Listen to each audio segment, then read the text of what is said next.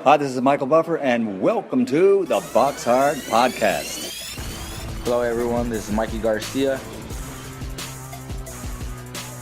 Yo, it's your boy, the odd guy himself, Malik King Scotty. Hi, I'm Charlie Edwards. This is Fast Eddie Chambers, and you're listening to the BoxHard Podcast with my main man, Joey Coastman.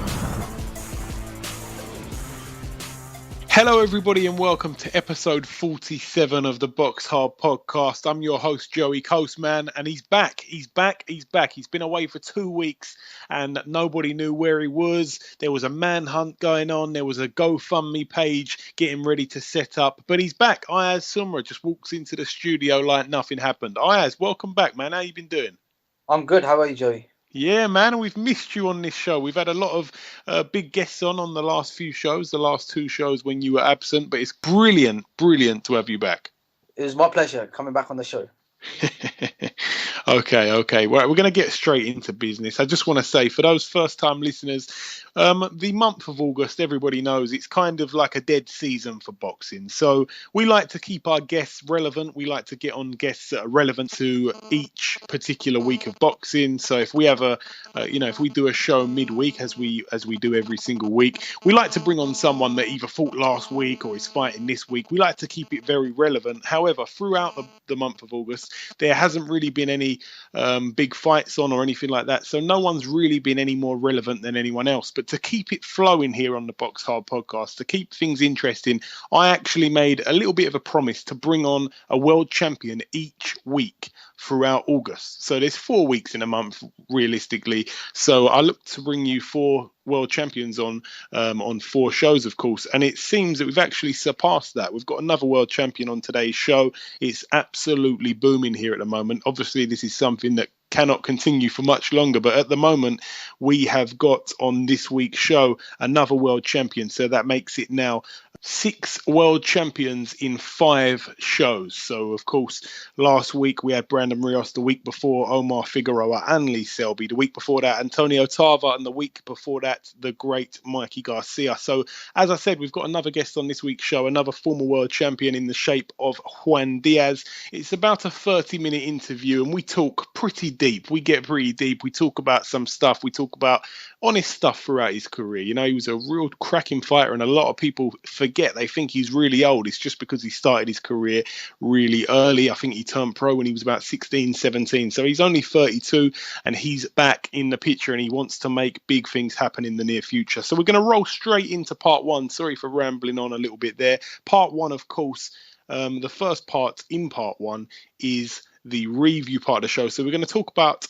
as I said, there's not been too much boxing on, but we're going to start over in New York, USA at the Rhinos Stadium. Top of the bill, Jarrell Big Baby Miller, 17-0 with the 1 draw going into this fight. He fought tough man, tricky, hard to hit clean, very ugly kind of style, Fred Cassie. We saw Fred Cassie in there with Hughie Fury in Hughie Fury's last fight, where he suffered a real bad cut and the fight had to be stopped and it went to scorecards, and Hughie Fury, I think, won every round. But, you know, he's very awkward, Fred Cassie. And Jarrell Miller, I haven't actually seen the fight. I've got to hold my hands up. I don't think that you could really watch it.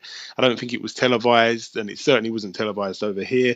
And, Jarrell Miller extends his win streak to 18-0, of course, with that 1 draw. And Fred Cassie retired on his stall after the 3rd round, so he didn't come out for the 4th. Again, I haven't actually seen it, so I don't really know what happened. I don't know if he got absolutely battered, and then Fred Cassie decided to give up. I'm not too sure, but we'll leave that there. But nonetheless, it's a good win for Jarrell Miller to actually get a stoppage win here.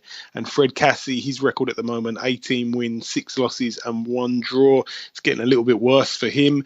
We're now going to move over to the Wisconsin Center over in another part of America, of course. And we're going to start with the top of the bill fight. A guy that we've had on our show previous, real nice guy, Luis Arias, Arias. He went into his bout with a record of 15-0. He fought Daryl Cunningham, 33 wins, 8 losses. And Luis Arias extended his win streak with a real good knockout in the 4th round. So he now 16-0, and he picked up the vacant USBA middleweight title in this bout. Also on that bill, I didn't even know he was actually fighting on the bill until a little bit late. Carson Jones. He picked up a KO in round 2 over a man called Star Johnson. That's a good name there.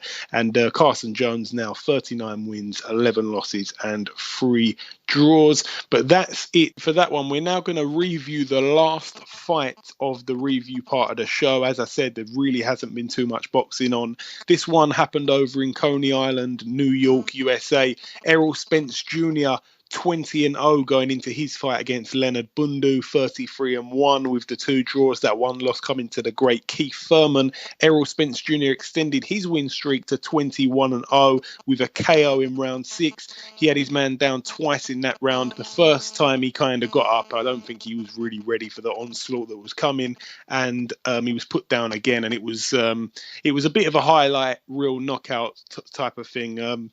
He went down, his head was on the ropes, and then it just flopped to the floor and he banged his head on the canvas. It's not a pretty sight, but it's a good knockout for Errol Spence. And I tell you what, he dealt with him in much better fashion than Keith Thurman did. So that's quite a good, a good name for his resume there.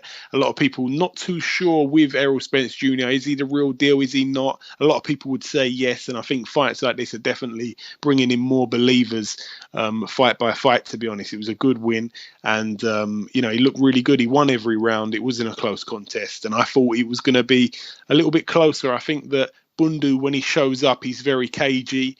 We've seen him in the United States of America, I believe, a couple of times now, just recently, with Thurman and Errol Spence, and he really hasn't looked too good. So again, he's very old. He's about 42 or something like that, and maybe it's time for him to hang up the gloves. But he's been a good fighter at sort of fringe European level, but when he steps up a bit higher, he doesn't tend to win. But that's really it for the reviewing. We're now going to go over to the funny fight segment.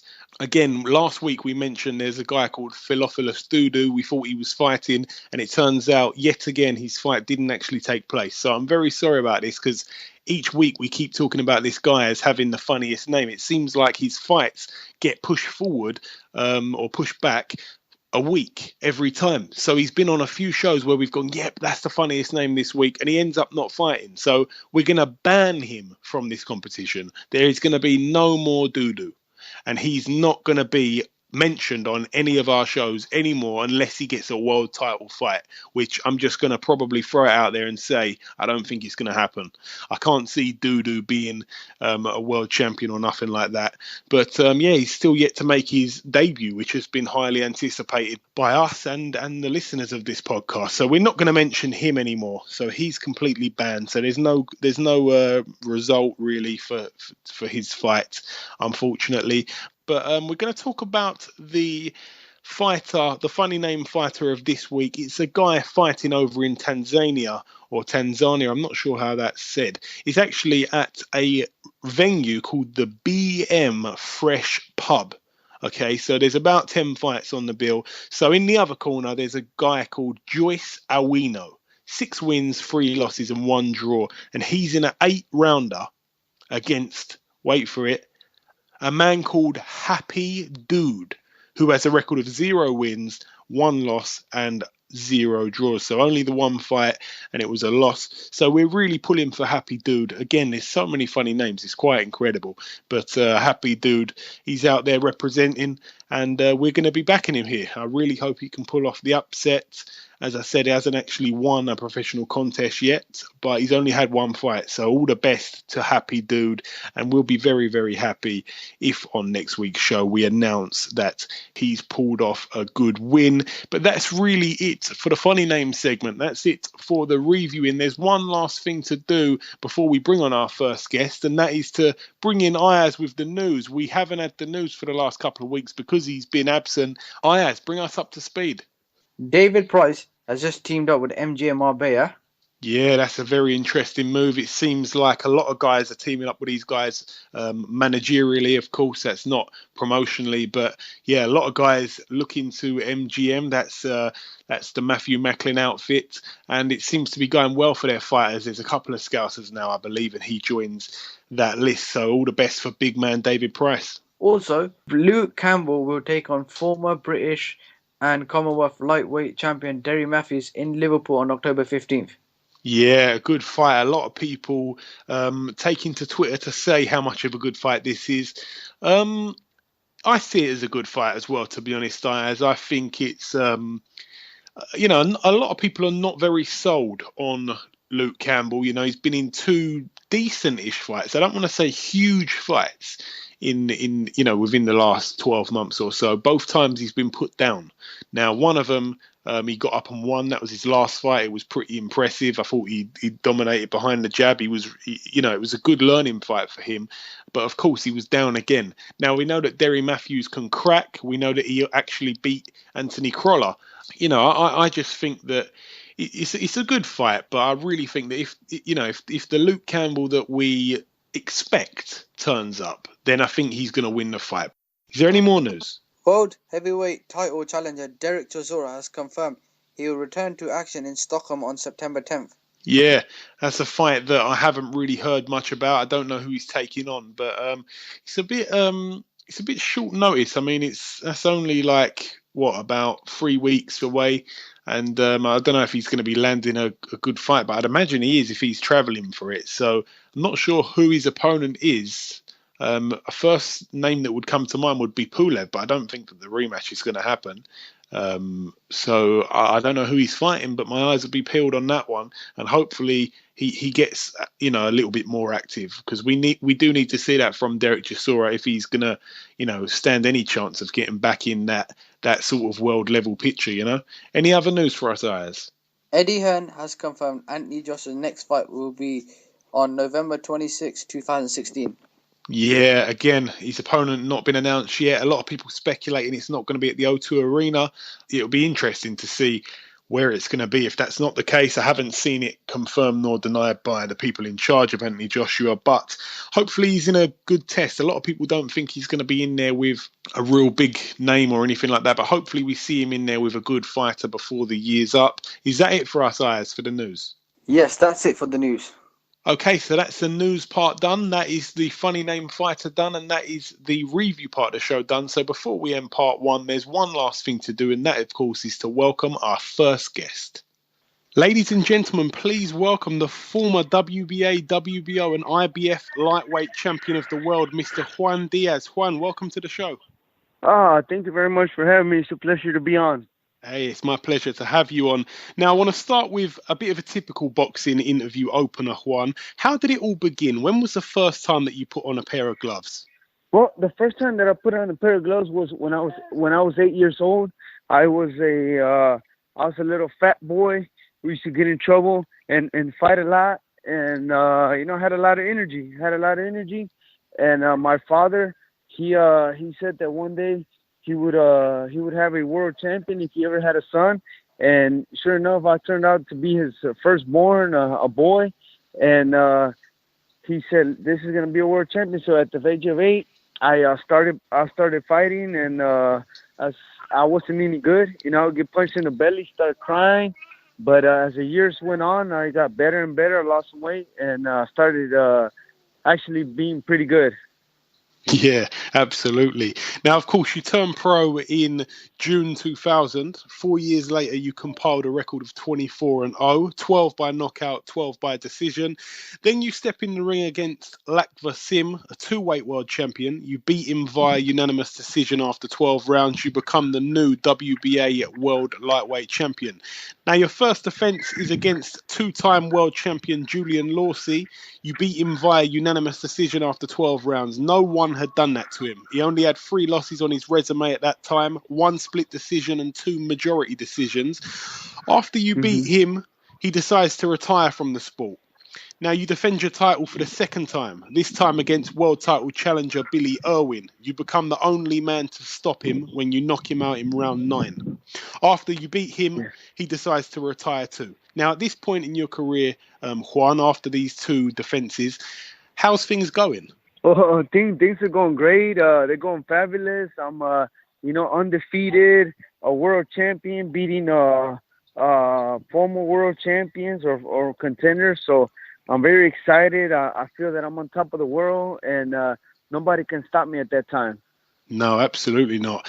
Of course, you then have a non-title bout. You beat a guy by knockout in round 5. Now we're in April of 2006, your 3rd defense of your title. In the other corner is Jose Miguel Cotto, brother of the great Miguel Cotto.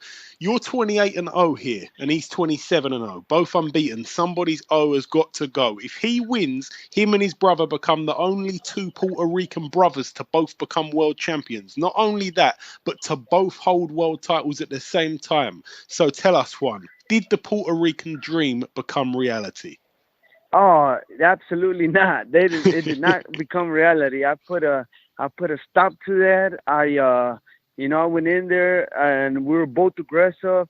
I think in that fight, it was a 12-round fight. We threw over 1,000 punches in that fight, and I had a little extra pressure, and I loved it because it was on the undercard of Mayweather and Sab Judah. They were the main event that night. So, I was fighting at the MGM Grand in Las Vegas. So it was the big show. And I was just very excited and very happy to be there. So I knew I had to put a show on for the fans.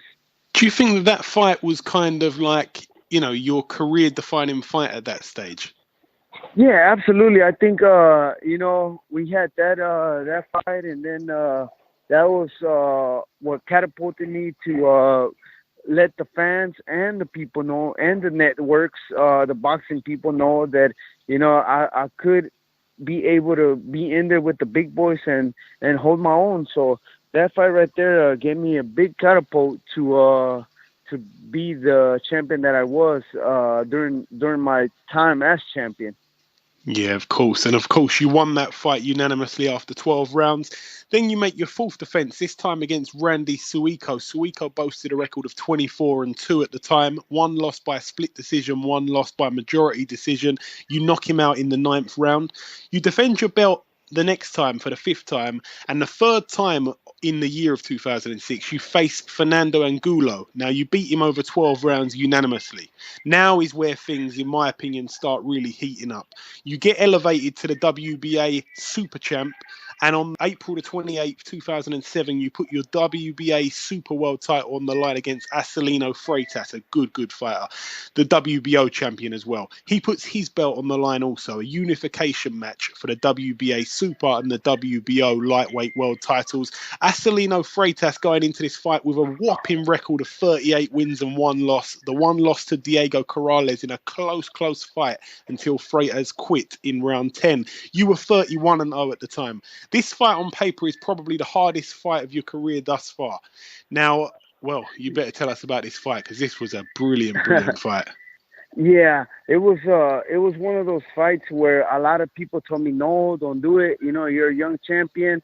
I don't think you should do it. But, I knew that Acelino Freitas was not the one knockout punch artist that everybody was making him seem to be. I knew that at that time I was unstoppable. I mean, you just mentioned Randy Suiko, Jose Miguel Cotto, Laf Qasim, all these guys I had already fought and I had beat them. And, I knew that it was my time, that I had to do what it takes to be the super champion. So, at the time, I said, you know what, let's go for it. I said, the hell with it. I told my manager, let's do it. A lot of people are scared, don't think that I'm ready for him. I'm ready. So I went in there in the first round, and I took his best punch, and I didn't even feel it. I said, wow, this guy is not the monster that they make him out to be. So I said, you know what, I'm gonna take it to him. So from the first round, I took it to him. And, I started to wear him out, and he saw that I took his best punches. And I'm not a power puncher. Everybody knows that. But, the multiple punches and just wearing him down, and I eventually got him out of there. Yeah, the pressure was tremendous in that fight. Yeah. You were winning that fight, obviously, on all three judges' scorecards, and in the 8th round, Freitas decides not to get off his stool. So you're now the WBA Super and the WBO Lightweight World Champion. I'll continue with the journey. You have yet another unification fight. Not many fighters in the sport today would like to fight 2 unifications in a row, let me tell you. You fight Julio Diaz. Now, Julio Diaz is obviously the IBF Lightweight Champion. Julio retires on his stool. So both guys who you unified with both retired on their stool, which is quite remarkable. You're now the WBA Super, WBO and IBF Lightweight World Champion. So firstly, how did it feel to have achieved all this, to hold 3 belts, to go through your whole career at this point undefeated with a record of 33-0? Actually, I think beating Julio Diaz was probably the best one because, he was talking a lot of crap and he really got under my skin. And, I told him, look, I told him and everybody in his face, I said, Julio Diaz is a phony Diaz. He's not the real Diaz. So that's why I felt especially good to beat him when I did and the way I did, made him quit. So, I showed everybody that he was a phony Diaz, that I was the real Diaz that was a true champion. And that's why it was especially nice to beat him and make him quit the way I did. Yeah, absolutely. Now, would you say at this time, after achieving all this, would you say that any of your hunger or any of your desire might have left you at this point at all? After that fight, no. I thought after that fight, I was on top of the world.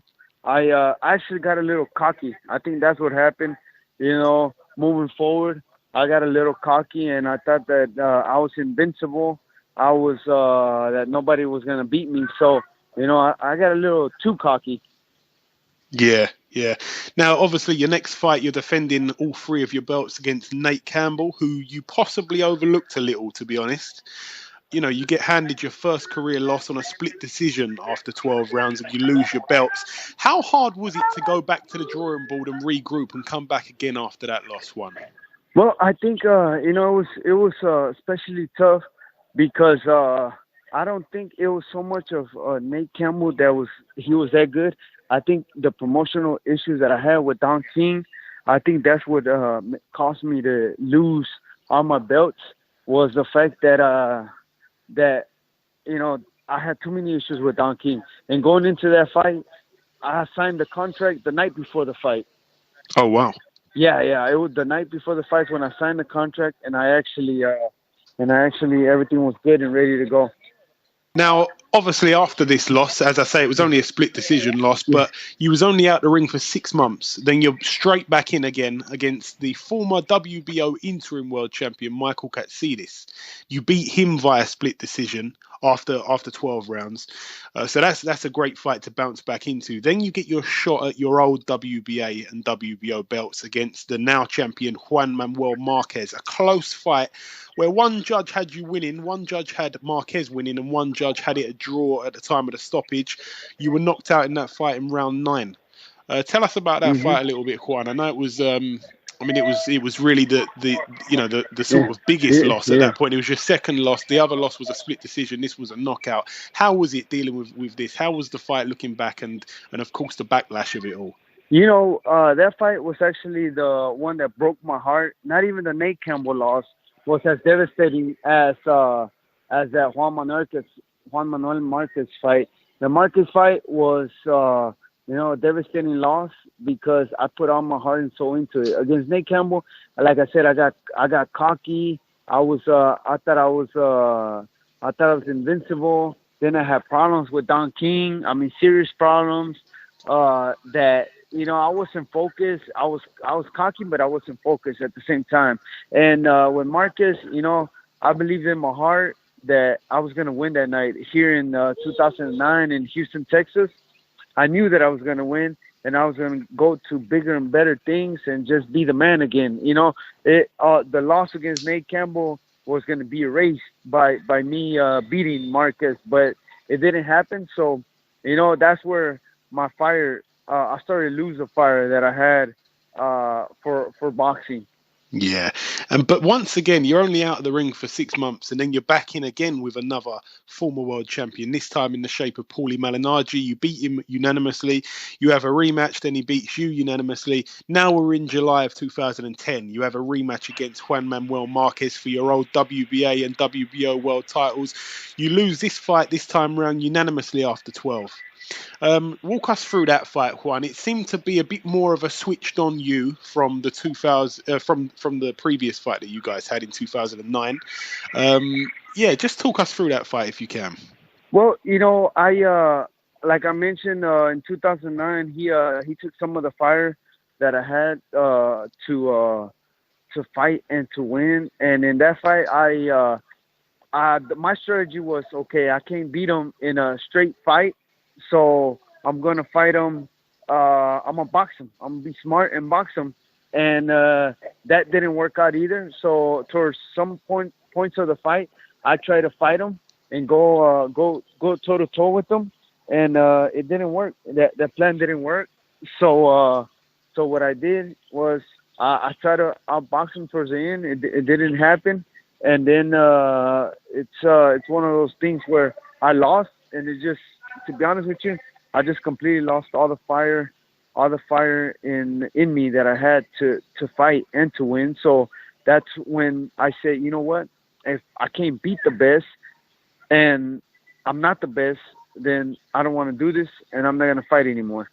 Yeah, I mean, obviously losing to a man like Juan Manuel Marquez is no shame anyway. He's a fantastic fighter. He's even gone on from that to achieve spectacular stuff. Obviously, subsequently to that fight, you decided to retire. You were out of the ring for over 2.5 years. Juan, what made you decide to return to boxing? Well, like I mentioned before, Juan Manuel Marquez turned off that fire that I had to fight, and then he relit that fire. 2 years I was retired, and I did not see any boxing. Didn't even do any type of exercise, no cardio, no boxing, no. I was just fed up with boxing. And then a friend of mine called me, and a doctor friend of mine, he loves to go to Vegas, and he said, look, they got the Marquez and Pacquiao fight. Can you, let's go. And I said, you know what the hell, Doc? Let's go. I'll go with you. So he knew I had the connections to get us in the fight. He wanted to get in the fight, and I said, all right, let's go. So we went to Vegas. We fought there, and we went to see the fight, and we were hanging out, having a good time. And when Marquez knocks out Manny Pacquiao, the whole arena is silent. You could hear mosquitoes and flies roaming around the arena. And so then, somebody else would have gotten scared on that moment. They would say, the hell with that. I'm done with boxing. I'm good. I'm glad I retired. But in that moment when that happened, that fire relit inside of me, and it has not stopped burning since. I said, man, I cannot believe this old man beat me. At the time, Marcus was 35 and I was 37 and I was 27. So I said, I cannot believe Marcus beat me. This old man beat me. So I said, I got to come back. I was 29 at the time, and I said, I still have a lot more to give to the sport, and this cannot be the end. So, that's when I decided to put the gloves back on and start going at it 100%. And of course, you returned to the ring on April the 13th, 2013. You fought 3 times that year, 2 knockout wins and 1 by unanimous decision. 2 more unanimous decision wins in 2014. No fights for 2015, but most recently 2 fights this year. A knockout inside 9 rounds back in March and a knockout inside 8 rounds just 2 weeks ago. 7 wins out of 7 since your comeback. Juan, first question about this. How did the fight go the other week? I know that you got the stoppage in the 8th round, but I haven't seen any footage at all. Well, I'm, now I'm just very happy and excited that, 2 weeks ago, August 6th, I have to say that I faced a pretty decent opponent, and he had a good punch, he had a good punch, and I was able to take all his punches and finally get him out of there.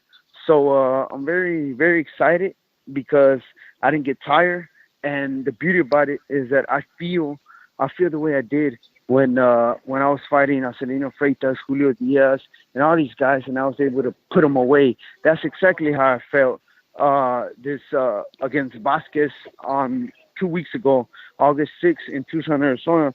I was able to see punches. I was able to turn away from punches, block punches. I'm starting to see punches in slow motion again, as I did in 2005, 2006. So I'm very excited and very happy to be in this comeback show and be able to get these guys out of there like I used to. I don't knock them out with one punch, but I'll wear them out. I'll hit them enough that they get tired of the punches, and I get them out of there. I want to sort of ask what's next for you. What is next? Because obviously, this comeback thing now. You've come back in 2013. It's been just over 3 years since that time. You've had the 7 fights. What is next? Are we going to see a big fight soon? If so, when is that likely to happen? Well, I'm hoping that I fight again this year. I've been speaking with my promoters and about possibly fighting. In the Manny Pacquiao undercard, and we already expressed the interest to fight Flanagan. Wow. We're gonna wait. That's we reached out to Top Rank and we told them that we wanna fight Flanagan. That we would love the chance to fight him. He was scheduled to do his mandatory against Verdejo, and Verdejo, as we know, got hurt. So I'm telling Top Rank that I am willing to step up to the plate and replace, Verdejo and fight Flanagan for the title. And I haven't got an answer yet. So I'm hoping that pretty soon that can happen and we'll be there for my 5th world title. Yeah, that will be huge. I really hope that does happen.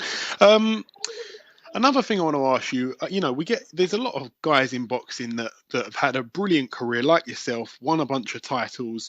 They retire for a while and then they run into, financial issues. They return to the ring. It's not. I mean, I don't really know the case for you financially outside the ring. I know you've got a lot of ventures going on aside from boxing. Is that not the case here? Because I know that you're still young. A lot of people actually forget how young you are. You just turned pro so early, and you were, world champion in your early 20s. So, how are you doing outside of the ring? Are you back? You're not back for financial gain, I don't think at all, no? No, not at all. I actually have my own trucking company. I have 20 trucks running, and actually, to be honest with you, I make more money on a weekly basis than I do for my last 7 fight, my last comeback fights since 2013. So I'm not doing it for the financial game. I'm doing it for that 5th world title and to really leave a legacy for me and in the history books, and I can have my children and family proud of me. Yeah, absolutely. I mean, that's the best reason and the only reason that will work. Also, I've got to ask you this, to be honest. It's a bit of a bizarre question. You must have probably been asked this a bunch of times in your career. How are you still able to make lightweight? Because you've been really making it for 15 years without stopping, really. How have you been able to do it? Especially with the hiatus for 2.5 years out of the ring. You come back, you still can make lightweight. It's remarkable. Yeah, it's I get that question a lot. But, the way I guess I can say it is that I could fight at a lower weight, and I could have gone up to lightweight or maybe 140, but this is the weight that I'm comfortable with. I'm not a big guy. I'm a medium-sized guy, and I don't gain a lot of weight. I eat healthy. My family is, my father has diabetes and cholesterol problems, so the doctor told me that I have potentially I could have cholesterol and diabetes. So I always watch myself. I eat the right things. I eat the right foods so that I can stay healthy. And by eating the right foods, then I don't gain a lot of weight. And I think that's why I've been able to stay at the weight that I am now. Yeah, because it really, that's like, there's no other fighters that I can think of that can remain in the same weight category for such a long period of time. It's quite incredible, I want to ask you now a couple of sort of quick fire, funny well, not funny, but a little bit less serious questions. Some interesting questions. Some funner questions. That's the right word. Who would you say? Yeah. Who would you say, Juan, is the best fighter that you've ever sparred with? We know that you've been in the ring professionally. You've fought a lot of top names in the sport. Who would you say is the best fighter that you've ever sparred with? Well, that is an easy question because even to this day, I still spar with him. And it's a local guy. I mean, if he ever reads this or hears this, he might not like it, but, his name is Linares Lane. Linares Lane is a fighter who's had maybe 6 professional fights, I think, altogether. And no, I'm not gonna lie. He had about 15 fights, lost 2 or 3 of them. And I'm gonna tell you, this guy is by far one of the best fighters in the world, to me, in the world. He's junior welterweight, but now he's he doesn't fight anymore. He just hangs around the gym and just spars all these guys. He's at 147 now, and he still spars with me. He still helps me. And that guy, Linares Lane, is the one that I attribute all my championship wins to, because he's the one that actually got me in shape for every championship fight and still gives me shit for every fight. This guy, I mean, we go to war. Every time we fight, we go to war.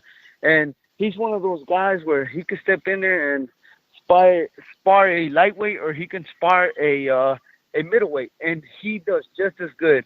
He's a guy that he's a gym fighter, so he can hang in there with the best. You can put a world champion in there, and he will give him hell. But when it comes to him fighting in a fight and being under those bright lights and being the center of attention, he folds, and he basically doesn't do anything. You would think that this is a guy that's never done any or can't even fight. That's how bad he looks. He doesn't do anything. But when you put him in the ring, in the gym, wow, he's phenomenal. He's fast. He's like a Junior Mayweather. That's what I would call him, a Junior Mayweather. He's has fast hands, reflexes, everything. But under the lights, he can outperform. Wow, that is strange. It's a good job I asked you that, because he gets a bit of exposure there, some well-deserved exposure as well. Oh yeah. And I tell him, I tell him straight to his face, Linares, you're the reason why I became champion, and you're the reason why I'm going to become champion again. Yeah, absolutely. Now, another question I want to throw at you: who would you say has been your toughest fight professionally? Well, I guess you could call Marcus my toughest fight. But in our reality, the guy has been, his name is Ubaldo Hernandez, guy from Mexico City. I beat him back in, I think it was, what was it? Back in my early age, I think it was my 9th fight where I fought him in. And, he's one of those guys where he's real slow, but man, he hits like a truck. You feel like you're in a car accident when you go against him. I was going to ask you, who's the hardest puncher you've been in with? So would you say it's this guy? By far, Ubaldo Hernandez. If you look him up, he's one of those guys, a journeyman. I guess what you call journeyman. And this guy, man, he hit me so hard that to this day, only reason I remember that fight is because it was on Showtime, and I watched it. I've watched it a few times, but that's how hard he hit me that I don't even remember. Round 2 through 10. No, 8. We went 8 rounds. Yep. Okay. Now I want to ask you. I want to, if you can. I wanted to ask you your top 5 pound for pound fighters in boxing today. If you can give me 5 names in any particular order. Yeah. But I would have to say, Floyd Mayweather is number 1. Yeah. He's the best fighter in the world. And then you have to say Andre Ward is right there with him, number 2. And then you have Triple G. He's one of the best fighters in the world. And then you have Rigondeaux, who's also a great fighter. Yeah, and you got Terrence Crawford on there as well. Those guys, they're really, really good fighters. Yeah, it's a solid top 5 that. You can't really disagree with that. I mean, you can't really swap that around. I mean, Lomachenko's a great fighter as well. But Lomachenko, yeah. Yeah, it's hard, man. There's so much going on right now. And I wanted to get your opinion on a fight coming up very, very soon. Obviously, we know that Anthony Crolla, the holder of your old WBA belt, he takes on Jorge Linares, a real good fighter. A lot of people say the number one fighter in the lightweight division. How do you see that fight playing out, Juan? Man, I've seen Anthony Crolla. He's a good fighter, and if Anthony Crolla can put the pressure on Linares and kind of pressure him, then I think he would be good. I've seen Linares, when they pressure him, he doesn't do really good on the pressure, but he is a great boxer, and he can box his butt off. So if Anthony Corolla's not careful, Linares will I'll box him all night, and I'll beat him by boxing him. So what Crolla has to do is put a lot of pressure if he wants to win. Yeah, I agree. He has to put a lot of pressure. Yeah, if not, like I said, Linares is going to box his ears off. Yeah, real good fighter. Really, really one that I'm definitely looking forward to. And I just want to... We're kind of approaching now the last couple of things I've got to ask you, really. Before I get onto them, I just wanted to ask you if there's anything that you wanna get across, if there's anything that you want to get off your chest, anything that you want to say that perhaps some of the listeners may not know. I just want to, I want to say that I'm here to stay. I'm here to stay in the lightweight division. A lot of people think that I don't have it anymore, but I think I've proven myself in these 7 comeback fights that I'm for real. And I'm here to stay, and that I am going to become world champion again. So that's all I want to say. That the world champions right now, the ones that are world champions, some of them may try to run from me and avoid me, but this world's not big enough. I'm eventually gonna catch up to them and find them and beat them. Yeah, of course. Now, the last real question I've got for you, Juan, is I must ask this question to you. I have to ask this to every fighter that we speak to from overseas. Who is your favourite UK fighter, past or present, of all time? Oh man, I'm gonna go with my boy Ricky Hatton. He's by far one of my greatest fighters that I look up to. Even though you had great fighters in who was it? Who's that other guy that was undefeated? He retired undefeated, wasn't he? Joe Kawasaki. Yeah, there you go, Joe Kawasaki. Yep.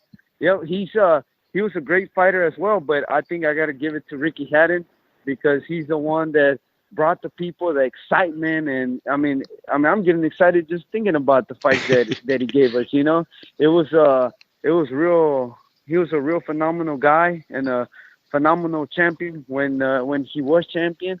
And I gotta say, he gave us our money's worth every time he fought. Yeah, you cannot disagree with that. Absolutely. One of the most popular answers, to be honest, that one. Now I just want to give you an opportunity just to send out a message to any of your UK supporters, your UK fans. When I said that we were going to be speaking with you, a lot of guys got very excited. There's a lot of fans of yourself over here. So if you want to send out a message to any of your UK fans, please do so. Oh yeah, absolutely. I want to personally thank all the fans from the UK, because I know that I got a lot of supporters in the UK. I know that they supported me for years. I know from my social media, from Twitter, that a lot of UK fans have sent me personal messages and on my news feed about how much they support me and how much they love my style. So, I said it in the past and I'll say it again.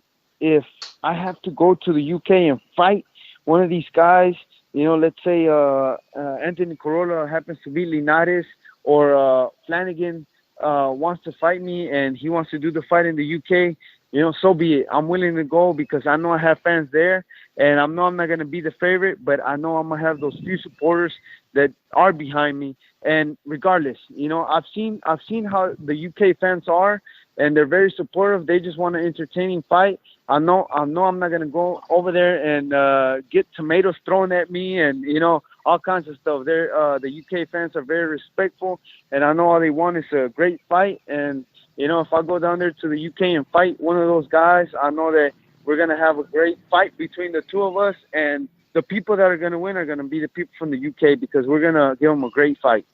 Absolutely, it'd be really excellent. I hope one of those fights does land for you, because we'd welcome you over here with open arms, believe me.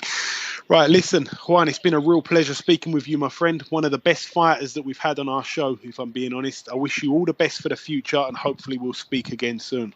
Yes, sir. Thank you very much for taking the time to give me a call, and for letting all the fans, not only from the U.S. and the U.K., but all over the world know that the baby bull is back. He has 100% fire inside of him, and I will become champion of the world once again.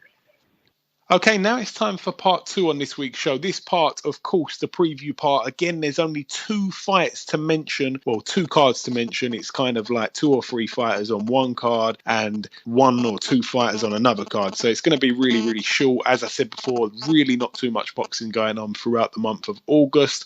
We're going to start over in California, USA at the Honda Center. Top of the bill, former Danny Garcia foe, Mr. Robert the Ghost Guerrero. His record at the moment, 33 wins, 4 losses and 1 draw. And in the other corner, he faces David Emmanuel Peralta, 25 wins, 2 losses and 1 draw. It's a 10-rounder at welterweight. Robert Guerrero's opponent, Mr. David Emmanuel Peralta, of his 28 professional fights, they've all been in Argentina. Of his 2 losses, he's been knocked out on 1 occasion. And as I said, he's fought his whole career in Argentina. It's his first fight in the United States of America. He hasn't really fought anybody. So I think this is going to probably be a good fight, because Robert Guerrero is always in good fights. It's going to probably be a tiny bit of a war for some of it, but it's one he's definitely going to win. And he's going to, win it well. And he's going to probably outman him and out-tough him and probably even stop him late. I think that the Robert Guerrero of today is well over the hill.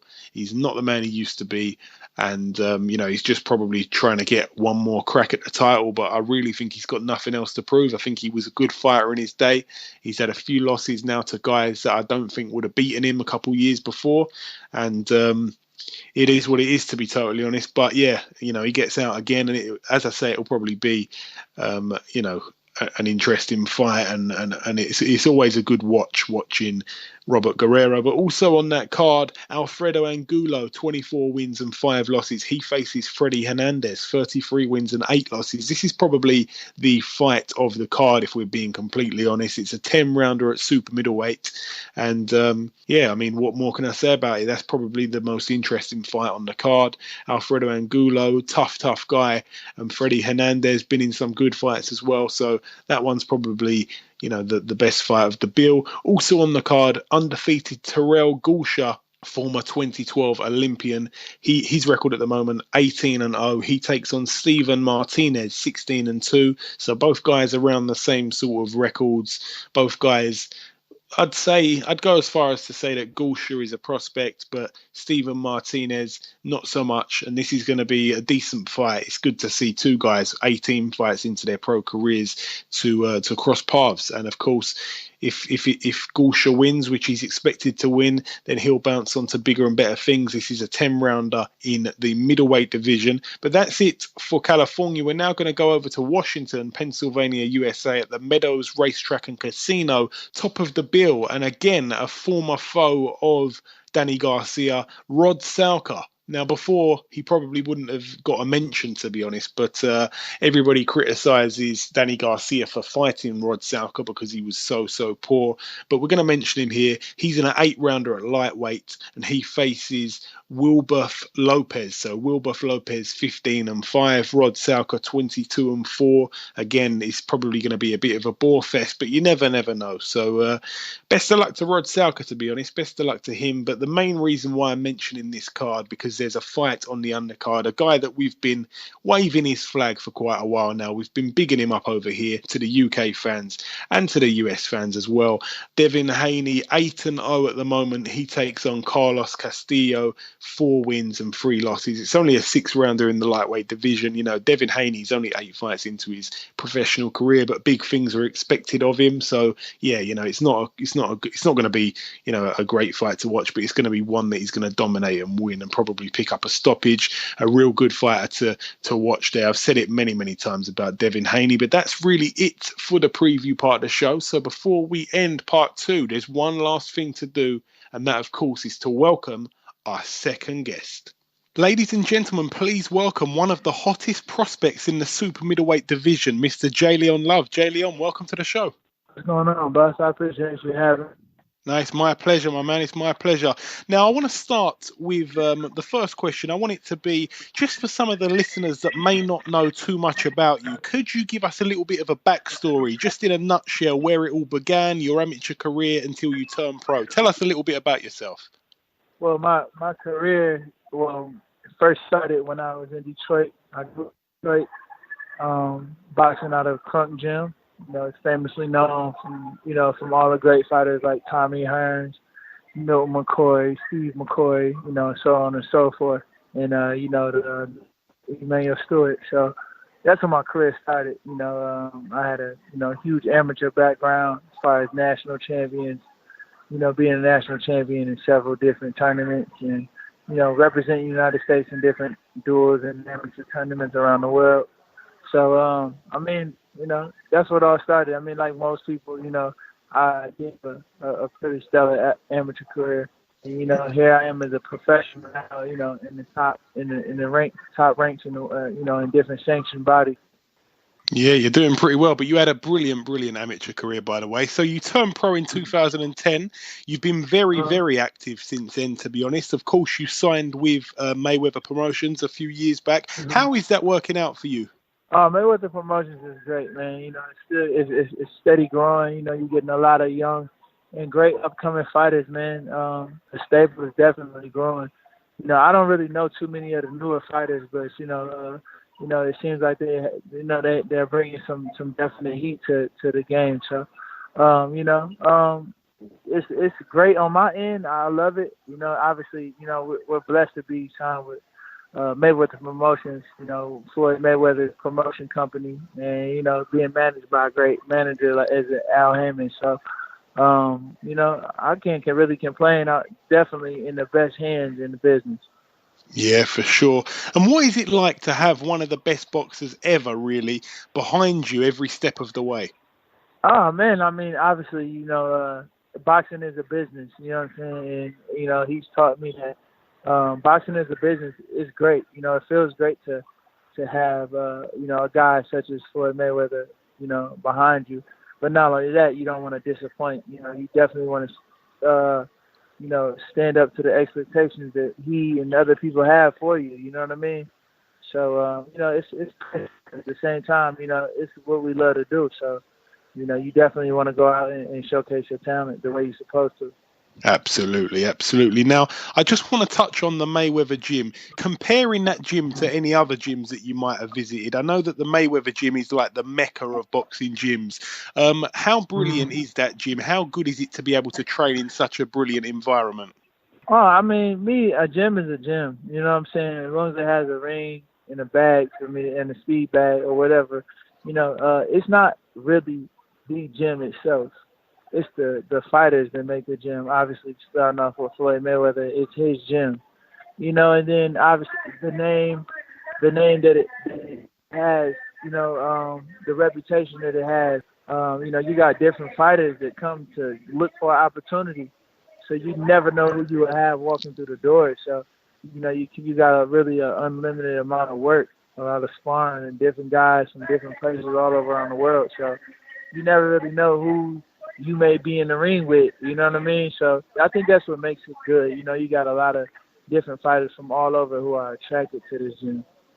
Yeah, I can imagine. And I did want to ask you about the sparring. Obviously, Mayweather himself, a lot of his fighters, like some of the other notable names that he works with, they're all kind of at lower weights. How is it? Because you're one of his heaviest guys, I understand. How are you finding sparring? Do you spar a lot of good fighters in the gym?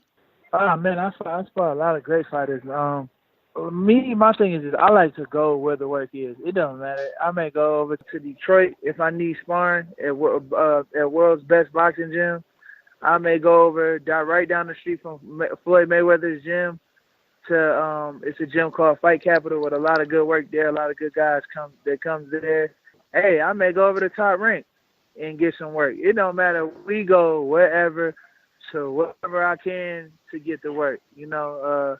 We don't hesitate to go wherever to get sparring. Absolutely, absolutely. That's the right mentality to have. And I want to ask you, Jay Leon, what is Floyd like as a person? I know that you kind of always hear mixed opinions on him. However, I know that he's reportedly quite generous. I know that he bought Ashley Theophane a car previously. Has he bought you any gifts at all? Yeah. Man, I done got everything. Listen, Floyd has bought me a lot. You know what I'm saying? He's helped me with my family. He's done a lot for me. I can point out every bit and piece of thing that he's done for me, man. Floyd is a genuine individual who definitely cares about your well-being. Yeah. And people don't know him. They only see an image from TV or get a certain image from TV. But I know him personally, man. And I mean, the dude would give you anything if you need it. Like I said, it is a business. Boxing is a business, but that's my friend. You know what I mean? Floyd is my friend. I have his back. He always has my back. That's one person that I can say, man, I would definitely appreciate. He's given me endless opportunity. And even still now, we still cool and, we still, see and talk, crack up, man. Hey, it's definitely a genuine individual. Yeah, that's good to hear, man. That is good to hear. He's misunderstood sometimes, and obviously, it's unfair, really. But in the UK recently, we've heard a lot back and forth about a proposed fight between you and Rocky Fielding. Could you tell us how that all came about and why the fight hasn't been made yet? Yeah, at the end of the day, man, I'm not a promoter. I'm not a manager. I'm not none of that. I'm just a fighter. I would fight Rocky Fielding any day of the week. Monday, Tuesday, Wednesday, Thursday, Friday, Saturday, or Sunday. It don't matter. Rocky Fielding is not anyone I'm worried about. I respect every fighter that gets in there. At the end of the day, it's not anything I say. I can't say anything bad about Rocky Fielding. First off, I don't know Rocky Fielding. I send my respects to him as far as, a fighter, period. So I don't care about Rocky Fielding. I don't, you know what I'm saying? I'm a different type of person, man. We grew up in two different worlds. At the end of the day, Rocky Fielding is no threat to me, even in the ring. So at the same time, you know what I'm saying? He's good for the UK. He's really nothing impressive to me. That's just me being honest. Outside of that, the fight hasn't been made because I'm not stupid. First off, I'm not going to go anywhere and fight a guy in their hometown or wherever for some change, some change. So maybe they need to reevaluate who they make offers to and what kind of offers they make to a fighter. So that's just it. You know what I'm saying? I'm doing well for myself, and at the end of the day, I'm not around a dummy, and I don't make dumb decisions. You know what I'm saying? So at the same time, the things that they've sent my way is kind of stupid, and it's kind of a laugh that I would laugh. Maybe not for another fighter that would take that, but it's just not for me. Okay. So, yeah. So, in your heart of hearts, do you see this fight actually happening in the future at all? And would it only happen in the US as well? I wouldn't give. Listen, man, I'm a real blunt type of person. I wouldn't give a fuck about fight Rocky Fielding in a parking lot of a Walmart. I don't give a damn as long as the shit is right. You know what I'm saying? I don't. It has to make sense. Things have to make sense. I don't have to just fight a person to fight him. Rocky Fielding that's not a guy that puts a a threat to me at all. He's green to me. I watched him against that Rebaz guy. That dude is green. He's good over there. He's fighting guys from over there. That dude is good for there. He ain't good. I'm not a person that he gonna be able to hit like that, man. Rocky Fielding is really not that good to me. And I'm just being real. I don't know what y'all think of him over there, but over here, man, come on, man. That dude is almost garbage to me. And I'm not trying to shit on him like that. I'm just keeping it real. Rocky Fielding is. We can talk about somebody else, honestly, because Rocky Fielding is nothing to me. Okay. No, I mean he's thought of. He's a good fighter. You know, his stocks have kind of gone down a little bit. He's good for the UK. Since being knocked out by Callum Smith, everybody's jumped off the ship. Listen, that happens. We're not even talking about him being knocked out. Right? That's part of boxing. People sit here and speak on a fighter getting knocked out. That don't mean shit. The greats have been knocked out. Tommy Hearns have been knocked out. Shit, Lennox Lewis was knocked out. A lot of great fighters have been knocked out. At the end of the day, that don't mean anything. You know what I'm saying? Shit, you get in there and most of the people that say this fighter ain't good, he got knocked out by this person, don't know nothing because they ain't ever been hit before. They don't know what it is to be hit. They don't know what it is to run miles and wake up in the morning and eat right and grind and sacrifice this, that, and the other. They don't know. So who cares what people say about me or a Rocky Fielding or any other boxer that was knocked out? That makes zero sense to a person that doesn't matter to the sport, especially if they just a fan or a critic. That don't matter. You got critics that sit behind a computer that weigh 290 pounds and don't do nothing but get on a computer. So that don't matter. Yeah. You know what I'm saying? So, you can't really, if styles make fights and one guy has to be the better guy that night. And at the end of the day, Callum Smith was the better guy. When I got stopped, the guy I fought was the better guy. So that's just part of boxing. You know what I'm saying? You win some, you lose some. At the end of the day, I lost one, he lost one. And at the end of the day, hey, he's 22 or whatever, and we damn near got the same record. I don't flaw. That's not a flaw that I look at. Oh, he got knocked out by this guy. Hey, you get hit across that chin the right way, no matter who you are, you will go down. Yeah, I agree 100%. Yeah. So in one word, do you think the fight may happen in the future? Yes or no? Maybe the future. Hopefully it can. I mean, I would love to get that to the UK fans and then go over there and straight smash that motherfucker and then come back here and then I say I told you so. You know what I'm saying? I would love to do that, and that's just me. And that's me being respectful. Wow. Okay. That's me. I don't listen, man. You have to. This is fighting, man. I don't care about these people, man. I don't care if my job is to get in there, display my talent, do the best I can, and go out there. I don't have no heart for nobody. I don't care about a Rocky Fielding, a Rocky Lockridge, or Rocky nothing. So it don't really matter to me. Okay. Now, have you got a fight penciled in for the 16th of September? Yeah, I fight the 16th. Yeah, that's for sure. I fight a guy. Deshaun Johnson. Deshaun Johnson.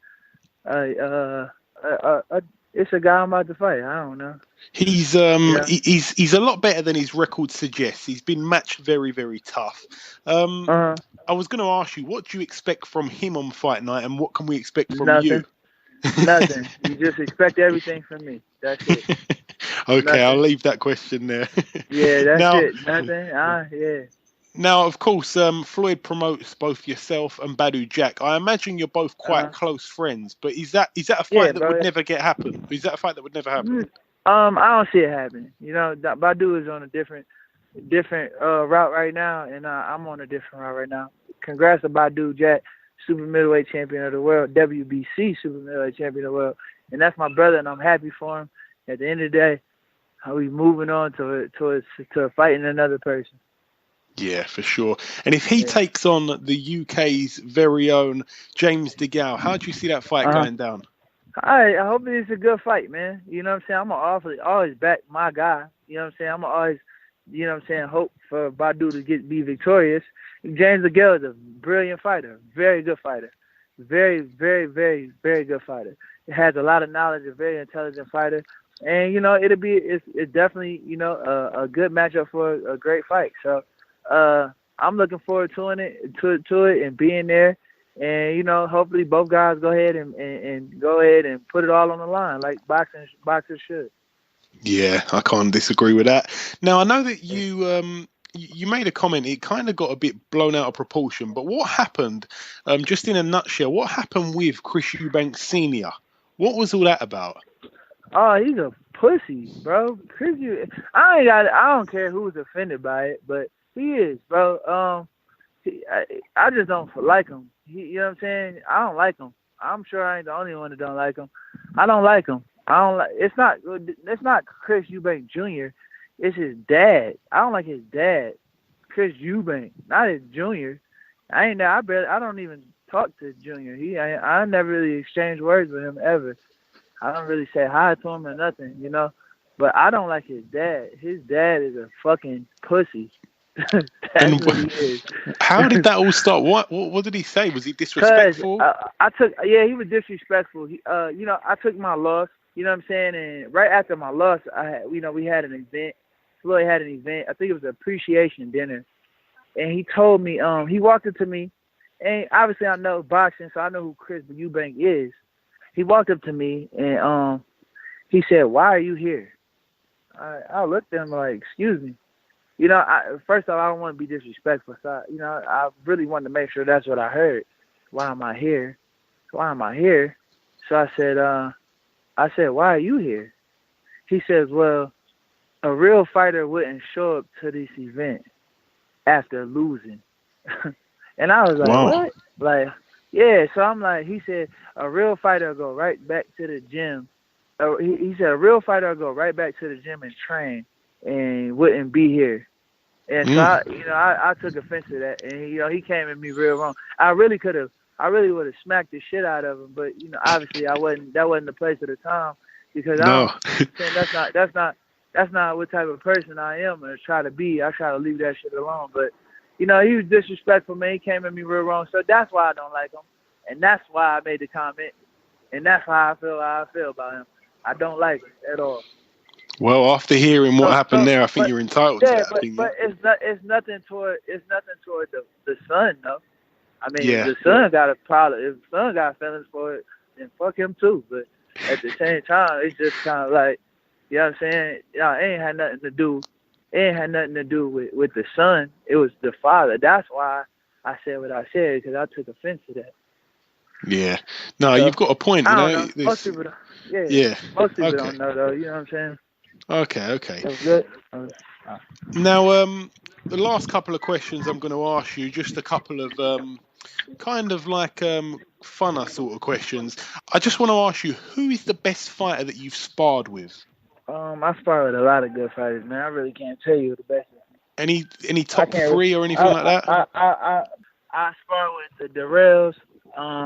They're both great fighters. Yeah, for sure. I spar with so many, man. It's crazy, man. First off, I grew up in a gym where everybody could fight. You know what I'm saying? So it's kind of hard to put a finger on just the best or the top three. I mean, I spar guys all over the world. You know what I'm saying? You know, they've all been good work. So I would say, let me think about it. I would say that both Darrells, Anthony and Andre, they're both really good, talented fighters. I mean, just my gym period. You know, when I was young, I was coming up with like a Cornelius Bundridge. You know, I was coming up with a lot of those rough guys. So, you know, it's kind of hard to really put my finger on it, man. Kermit Cintron, I was young. I was small, sparring these big punchers and stuff like that. Yeah, that's fine. Floyd Mayweather would have to definitely be one. Okay. Yeah, so there you go. That's my top three. when you spar with Mayweather, I mean, obviously there's the weight difference. It's quite big. Do you really go for it when you're sparring each other, or is it not so much? Yeah, I mean, shit, it's punching. Somebody punching you and you attempting to punch him. So yeah, I mean, I've never been in the ring to spar halfway or at a medium. I don't do that. I spar full-fledged, you know what I'm saying? Especially if somebody's doing the same toward me. So, you know what I'm saying? It's just 100%. So yeah, of course. Okay. And I want to ask you now, who's your favourite fighter to watch? I'm not sure if you watch a lot of boxing, but at the moment, who do you like to watch the most? Is right now? Yeah, as of right now. Right now, I like Earl Spence, very good fighter. Yeah, definitely. Good win the other day. I like Kell Brook, a very good fighter. Kell Brook, got a huge fight coming up. Brook, Kell Brook. I like the dude that just won, came over here and won. What's his name? Beat the Mexican kid. Can't even think now.